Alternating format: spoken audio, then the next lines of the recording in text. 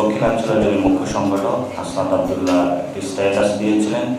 সেই স্ট্যাটাসকে কেন্দ্র করে পুরো বাংলাদেশের রাজনৈতিক অঙ্গন সেনাঙ্গনে একটি নতুন আলোচনার জন্ম দিয়েছে। সেই জায়গা থেকে যে বিষয়টি আমরা স্পষ্ট করতে চাই সেটা হলো বিভিন্ন জায়গাতে বিভিন্ন পলিটিক্যাল পার্টি হোক অথবা বিভিন্ন ইনস্টিটিউশন হোক রাজনীতিবিদদের মিটিং হয়ে থাকে, কিন্তু আমরা জনগণের সামনে স্পষ্ট ছিলাম। সেই বিষয়গুলো কিছু কিছু জায়গায় আমরা স্পষ্ট করার চেষ্টা করেছি, কিন্তু যখন পার্টি গঠন হয়েছে সেই জায়গায় আমি বলেছি যে সব মিটিং অথবা জনগণের সামনে যখন বলবে সেখানে যার অপর পক্ষ রয়েছে তারও একটি কনসেন্টের বিষয় থাকে। সেই জায়গা থেকে আমি শিষ্টাচার বহির্ভূত বলেছি এবং আমাদের দলের যে ইমেজ সংকট বা যে প্রসঙ্গটি আপনি অবতারণা করেছিলেন, আমি সেক্ষেত্রে ঐক্যমত পোষণ করি না।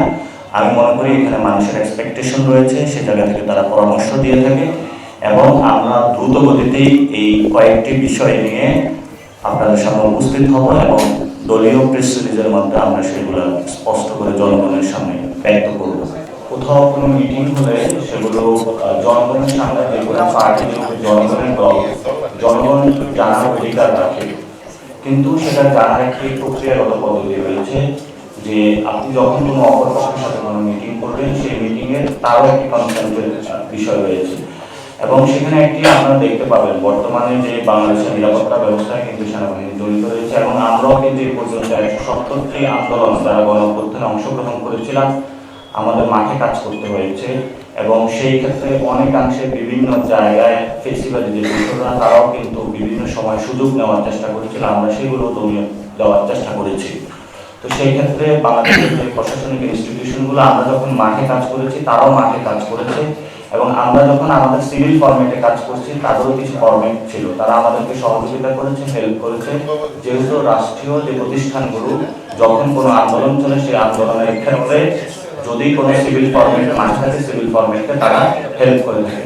ওই জায়গা থেকে আমাদের বিভিন্ন জায়গায় যাতায়াত ছিল, যোগাযোগ ছিল এবং মানুষের কাছে এটা সুস্পষ্ট করে এবং প্রত্যেকটি রাজনৈতিক দলের সাথে সব জায়গায় যোগাযোগ থাকে। নট অনলি যারা রাজনৈতিক দল, সিভিল সোসাইটি থেকে শুরু করে মিডিয়া কর্মী সবার সাথে এই বিষয়টাতে তাদের যোগাযোগ থাকে।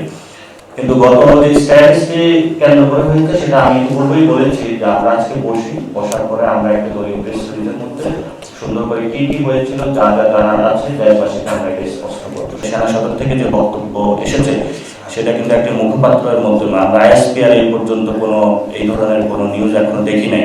আমরা যখন সেনা সদর থেকে এই ধরনের কোনো ব্রিফিং বা আইএসপিআর এর মাধ্যমে কোনো কিছু জানবো তাহলে আমরা সেখানেও পার্টির প্রেস ব্রিফিং এর মাধ্যমে এই বিষয়ে অবগতি করবো। এর মধ্যে হলো আপনারা দেখছেন আমাদের দলীয় এখন কোনো এই পর্যন্ত স্ট্যান্ড যায় নাই, ফলত বিভিন্ন পার্টির লিডাররা হলো বক্তব্য দিয়েছেন এবং সেনা সদর থেকেও আমরা দেখেছি হলো তাদের একজন মুখপাত্র যার নাম উল্লেখ করা হয়নি সেখান থেকেও একটি বক্তব্য এসেছে। এই জন্য আমরা দেশবাসীকে অনুরোধ করবো, সাংবাদিকবৃন্দ অনুরোধ করবো, আইএসপিআর কে বক্তব্য দিচ্ছে এবং আমাদের দলীয় ফোরাম থেকে প্যারাডে যে প্রেস রিলিজ দিচ্ছে সেটার জন্য অপেক্ষা করার জন্য। তো আমরা দুটো জায়গা থেকে বক্তব্য আসার জন্য আমরা অপেক্ষা